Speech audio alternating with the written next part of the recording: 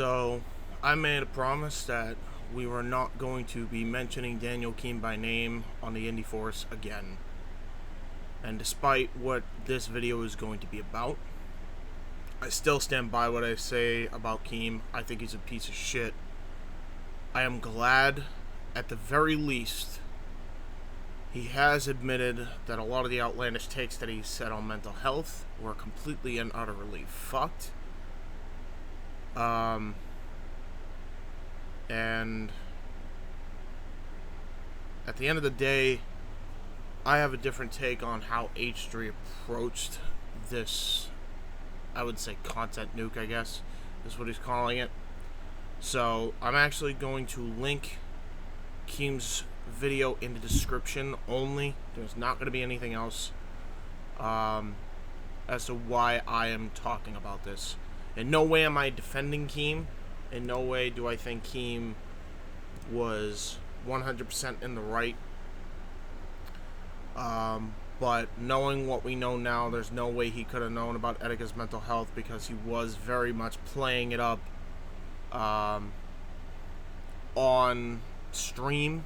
So we didn't know if it was a mental break or if it was just him playing in character, which is totally understandable. Now, it still doesn't excuse the mental health takes. However, he has said that those have since changed, and as I said on the Tommy C. Shot from the Point podcast, I feel like his opinion kind of just changes and goes on the whim. So, I don't know.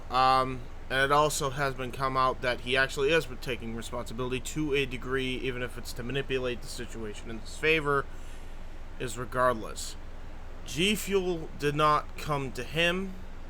From what I understand, Keem actually went to G Fuel and pulled out of the sponsorship so they'd stop getting the hate. So, maybe there's a conscience for Keem after all. Does not mean that I will be covering him anymore. It does not mean that he's... I don't want anything to do with him on my podcast anymore. I'm just so sick of the toxicity that he brings, and that anybody that he's associated with brings. And that brings me to Ethan Klein, to H3H3, who I actually was credited in, the Indy Force podcast. I now have a different take. And boy, do I just fuck me. I don't like how he went about Etika's thing. Looking at it in hindsight, it was fucking tasteless. It was absolutely tasteless. He's basically implying that Keem actually killed him, which he never did. He never knew. Now, granted, it was still fucked. Like, you can make the argument that there should have been some seriousness taken with that, regardless if he was faking it or whatever. However, it still doesn't change the fact that Keem really didn't know. And I don't even know if his own mother knew or his girlfriend knew. So, the one thing I probably will take back is that I thought that Keem could have actually been paying him off. That has since been debunked. I did say it was my opinion, but I do want to at least say that that opinion has since changed. So, yeah, I don't know what his second part is, and quite honestly, I don't care. A lot of the other points were kind of minuscule compared to the Etika part, which is the main reason why people got so angry. Now, he's still done a ton of shit. And by the way, sorry, I literally just brought my food up here because I wanted to get this video out here. But, Keem's still shit, but what we've also learned is that Ethan's a hypocrite and he's also shit. And therefore, all hands off from this point going forward. I think they're both shitty individuals. I think it's a shitty, toxic community on both fronts. None of this should have happened the way it happened, because now it could put a bunch of YouTubers at risk who actually want sponsorships And that could now be at risk for everybody on the platform.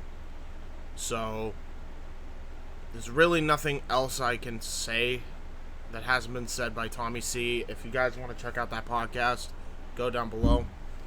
Everything was pretty much explained by Tommy very well on that.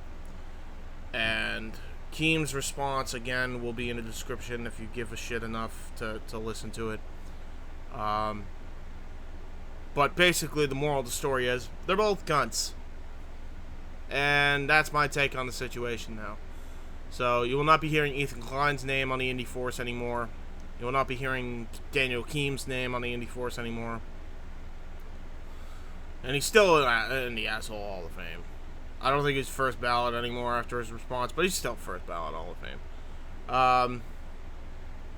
And if people's sponsorships become more at risk as after this whole drama unfolds, then we'll determine if Ethan Klein, goes into the Asshole Hall of Fame or not. That will be up to me and the boys. It's not just me, it's voted by the boys. So, but other than our, memed up Asshole Hall of Fame, there probably isn't going to be any mention of them, and I'm going to make sure of that. So, I just wanted to get that update out there on when it came to that. Now, as far as the video that was blocked worldwide for a period of time, that has since been corrected. The live chat's disabled, which kind of stinks, because there was actually a lot of good live commentary feed. But what was I gonna say? See, this is why I don't like doing fucking vlogs. I don't even care. I'm just gonna upload this in one take. But the videos are back up now. The reason why, of course, as you would imagine, is because Warner Music Group decided to copyright strike and block worldwide because of the Roundabout song that was literally in there for, I would say, 10 seconds. Because, fair use ain't a thing anymore. So, yeah, I had to remove that, and it's back up now. It's just the live chat's disabled, so it is back up. It is not gone away. So that is up now. If you guys want to check that out, definitely do so. I think that's some of our best work yet on the podcast, and that was an extra. We do have a regular Indy Force on the way. It should be up by Thursday. Friday should be when we do the Shad Gaspard Memorial Show and AEW Double or Nothing predictions. That is going to be on the same show. It's going to be on an Indy Force Extra 4, and I hate that there was so many Indy Force Extras, but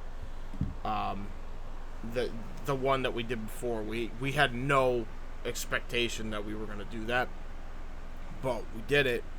And now I'm making this video to kind of update everybody on those situations. So there you go. No more mention of Daniel Keem's name. No more mention of Ethan Klein. No more mention of that bullshit fucking drama community. We said what we needed to say. We still think Keem is, a piece of shit and should be held accountable. It seems like he's holding himself accountable now, finally. For the most part, anyway. Ethan Klein, he's going to have to do the same thing, and I'm sure at some point he will. It's just not going to be right now, and I'm sure right now all he gives a shit about is getting at Keem, because Keem's been giving him so much shit for years. And, yeah, podcast is back up for the AEW video game idea, and that's pretty much it. I think that's everything. Other than the fact that we're releasing an Indy Force and an Indy Force Extra, very soon after the Indy Force Extras that we posted. So, sorry, you're going to have to bear with me with all the Indy Force Extras, but I swear, after that's done, I swear to God, okay, we're going to go back to normal schedule, and there will be Indy Force highlights posted. It won't just be extras and Indy Force regulars. We will post highlights as well. So do not worry. Do not fret. We're going to be back on schedule, and we'll be back better than ever. There it is. That's done now. I think that's everything. Yeah, that's everything. I'm going to eat food now. Bye.